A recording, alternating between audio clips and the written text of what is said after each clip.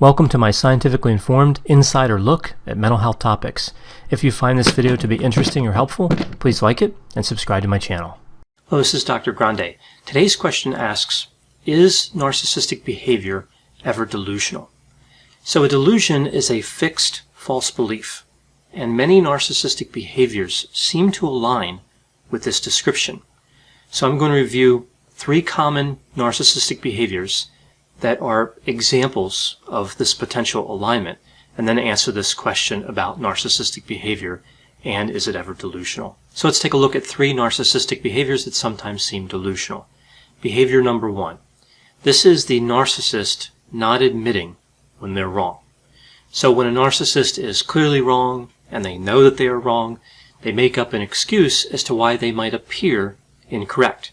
For example, you might ask a narcissist what time the local grocery store closes. Let's say the actual time is midnight, so the store closes at midnight in reality. And the narcissist might say that it closes at 1 a.m. So you drive over there at 12:30 thinking you have some time, but then you see the grocery store is closed. The narcissist might say, well, someone told them it was open, so that person was at fault. Or it used to be open to 1 o'clock and something must have changed. Or maybe even that you had the time wrong. So as you were driving over there, you thought it was 12:30, but it was actually like 1:30. Rather than admit responsibility, the narcissist tries to turn a wrong into a right. So I think what's happening here most of the time is that at some level, the narcissist does actually know that they're wrong, but they simply can't sustain the hit to their ego that they believe would occur if they admitted their wrongdoing. In a sense, there's a little bit of paranoia, I think, here as well. They assume others will be particularly unkind to them if they admit fault, when most people, I think, would actually be appreciative that somebody admitted that they were wrong, that they took responsibility. You could also look at this from the point of view of being self-centered. The narcissist believes that other people would react like they would react, right? So they take their own feelings and thoughts and they think that other people have the same thing.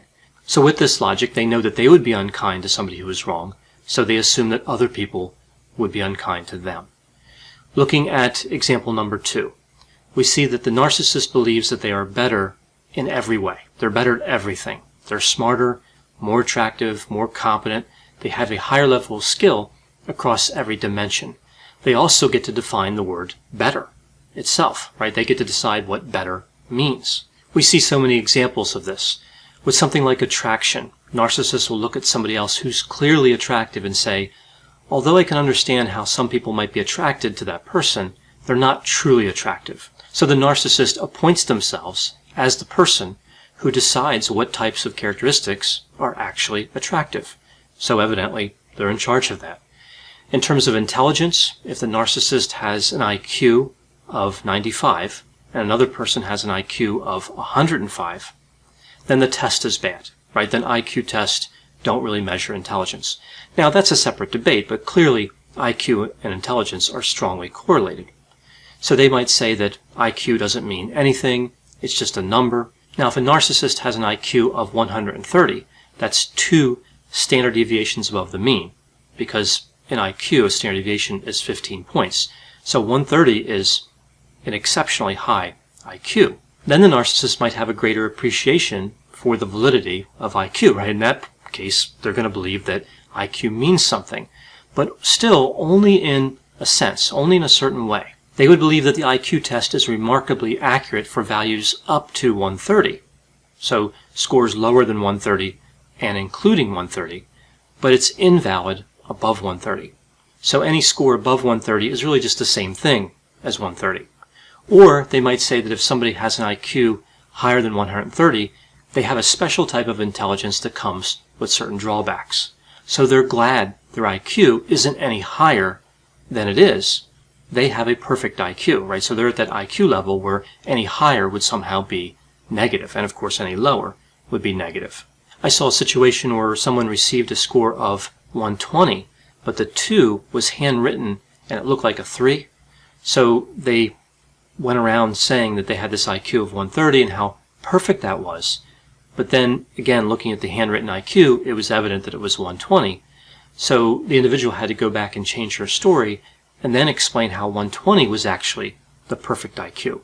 So essentially, the individual made up their own truth, their own version of the truth, and then modified their own version of the truth. As luck would have it, narcissists also have the perfect height and weight as well, right? They do the same thing with those constructs.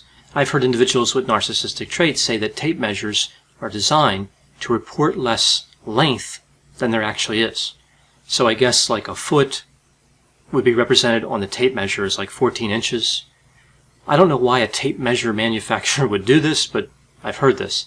I've also heard this argument that gravity is different in the part of the world where the person is being weighed, and therefore their weight has been drastically altered, potentially adding as much as 20 pounds to their actual weight. Now, interestingly, gravity can be different based on where you are in the world.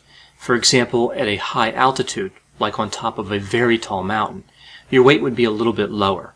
Or if you're standing in the Arctic Circle, your weight would be a little bit higher. Although, of course, your actual mass remains the same, the level of gravity would be slightly different. The difference is less than 1% between the most extreme points on Earth, and it doesn't tend to change.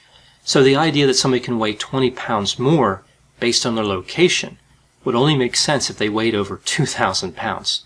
The heaviest human ever recorded was 1,400 pounds. Now, sometimes what we see is that the narcissist does admit that somebody else is better at something, but then they say that that ability is not useful or it's irrelevant. For example, if the narcissist used to play the guitar and they see someone performing at a vastly superior level than what they could do, they might say that music or art in general doesn't produce anything and is really just a waste of time.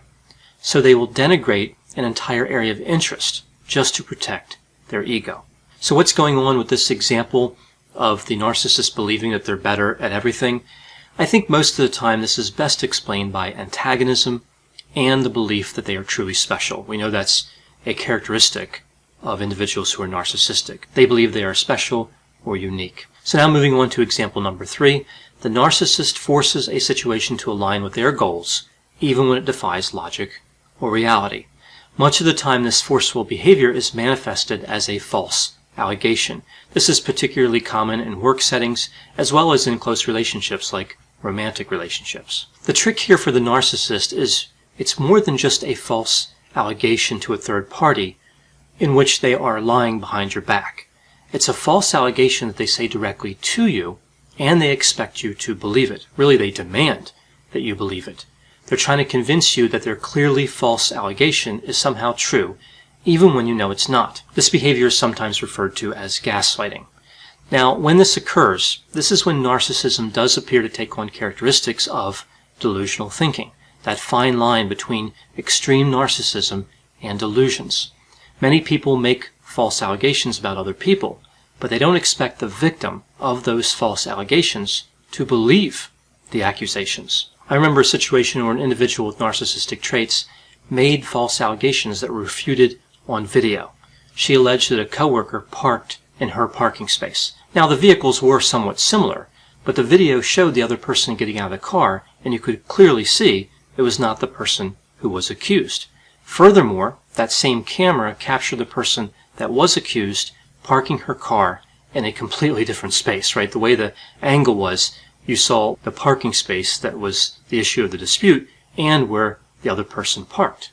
The individual with narcissistic traits looked right at the video recording and could not explain it.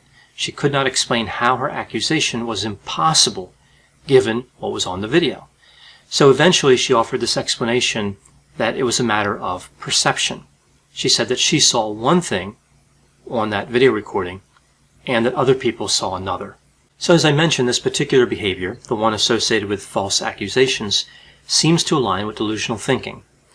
I think what's happening most of the time is it's just simple lying. The narcissist wants to get their way, and they're willing to do what it takes for that to happen. But the idea that the narcissist believes they can convince other people that the lie is true certainly pushes the limit between the realm of non-delusional and delusional thought processing. So now going back to the original question, are narcissistic beliefs ever delusional? Let's take a closer look at this.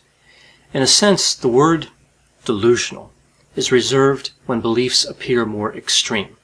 Usually when we see one delusion, we see others. It's rare to see an individual with delusional thinking and have just one item be wrapped up with that delusion, or a few items, and the rest of the thinking be relatively normal. We don't typically see that. Delusions are considered a part of psychosis, a break from reality, and psychosis can manifest as delusions, hallucinations, or both. Usually psychosis is discussed in the context of mental disorders like schizophrenia, schizoaffective disorder, bipolar disorder with psychotic features, or major depressive disorder with psychotic features. Often the delusions are related to some alleged persecutory behavior, like the person believes they're being chased or spied on by a government agency, and that agency is trying to harm them, and they're also associated with a marked decrease in functioning. Now, one could certainly make the argument that a narcissist doesn't function as well as a non-narcissist. For example, they tend to get in trouble with the law and in trouble in work settings. But in other situations, narcissists tend to succeed, even when they're doing something destructive and antisocial. Extreme personality traits like those we see with personality disorders, including Narcissistic Personality Disorder, are thought to be maladaptive, so they're not helpful for functioning in society, but they're not typically thought of as delusional. A person with a personality disorder can have delusions, but those delusions would be associated with another disorder, what we call a comorbid mental disorder. For example, somebody with Narcissistic Personality Disorder could also have bipolar disorder with psychotic features. Interestingly, paranoid, schizoid, and schizotypal personality disorders, these are the personality disorders in cluster A, right? So this is the odd eccentric cluster. We see that these disorders are thought to be on a continuum with schizophrenia. But again, these personality disorders are not characterized by delusions, although some of the behaviors that are manifested with these disorders are similar. For example, ideas of reference, paranoia, magical thinking, odd beliefs, and abnormal perceptual experiences. That one's probably the closest to the idea of the delusion. So are narcissistic beliefs ever delusional? Technically, no, because of the way we define the word delusion. Essentially, because of where we draw the line between non-delusional and delusional thinking. But certainly a lot of the beliefs that narcissists maintain are irrational and illogical. In a sense, they may not technically represent delusional thinking, but they can be every bit as concerning from the point of view of other people. Delusional thinking can certainly be unsafe, but narcissistic beliefs can be unsafe as well. I know whenever I talk about topics like narcissism and delusions, there will be a variety of opinions. Please put any opinions and thoughts in the comment section. They're sure to generate a really interesting dialogue. As always, I hope you found this description of narcissism and delusions to be interesting. Thanks for watching.